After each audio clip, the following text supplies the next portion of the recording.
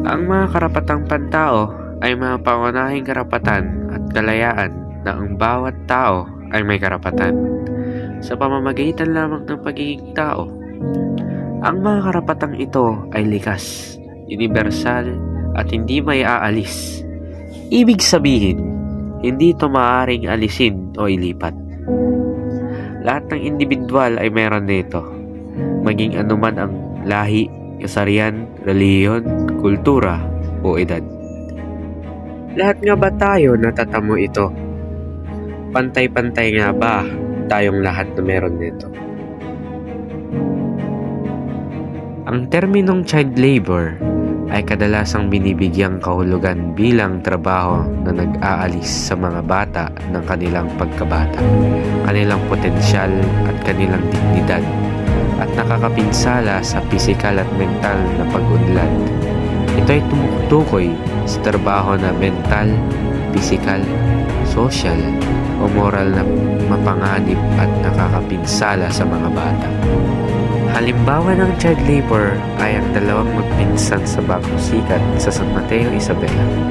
Itago na lang natin sila sa kanilang palayaw na Lenlen at Wanang. Ilang taon ka na, Lenlen? 13 years old. Anong trabaho na yung nasubukan mo? Madami. Free, tabako. Anong dahilan bakit ka nagtatrabaho? Minsan po walang baon.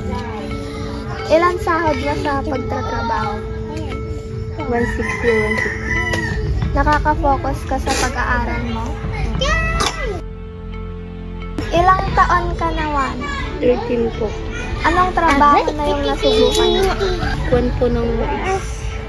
Anong dahilan ba't ka nagtatrabaho? Mayroon pong baon sa isip. Ilan sahod mo sa pagtatrabaho? 150. Nakaka-focus ka sa pag-aaral? Opo. Isa pang halimbawa ay ang binatilyong si Balat na nakatira din sa Bagong Sikat. Samantalang sina Lenlen at Wanang ay nagtatrabaho habang nag-aaral. Siya naman ay natigil sa pag-aaral upang magtrabaho dahil sa kalagayan ng kanilang pamilya. Taon ka na, Mario? 14 po. Nag-aaral ka ngayon? Hindi na po. Ba't ka tumigil? May problema po kasi ako. Gusto mo bang makapag-aral? Gusto ko po ulit. Anong ginagawa mo ngayong hindi ka nakakapag-aral? Nag-work po ako. Anong trabaho mo? Sa mga bahay-bahay po nagwawalis na Ilan sahod mo doon? 150 sa araw.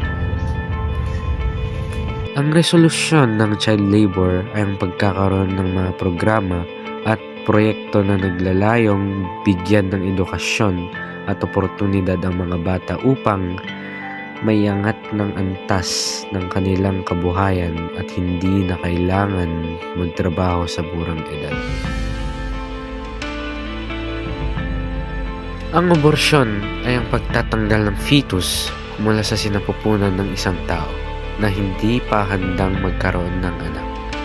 Ang usaping ito ay napakakomplikado at karaniwang nauugnay sa mga isyu ng kalusugan, moralidad at karapatan. Bakit niyo po naisipang magpa-abort? Hindi ko kasi inasahan na may mabubuo. Tapos hindi pa kami handa. Ayoko masira buhay ko nun. Ilang taon po kayo nun? 15 taon ako nun. 2 taon na rin simula nung nangyari yon. Anong naramdaman mo pagtapos ng magpa-abort ka? Ano naramdaman ko pagkatapos? Konsensya. Pero ang iniisip ko para din yun sa bata. Hindi ko din siya mapapalaki na maayos at baka hindi ko din siya mabigyan ng magandang buhay.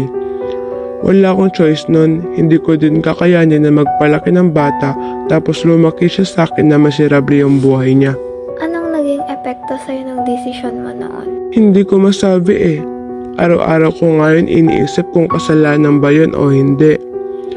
Kung selfish ba akong tao, inisip ko lang din naman yung kapakanan ng bata kung lumaki siya sa poder ko na hindi stable yung kalagayan namin. Para sa'yo, tama ba yung naging desisyon mo? Hindi ko alam. Hanggang ngayon, hindi ko yan masagot. Ang paraan ng pagresolba rito ay ang paglawak na access sa reproductive health services, ligtas na sex education, at family plan.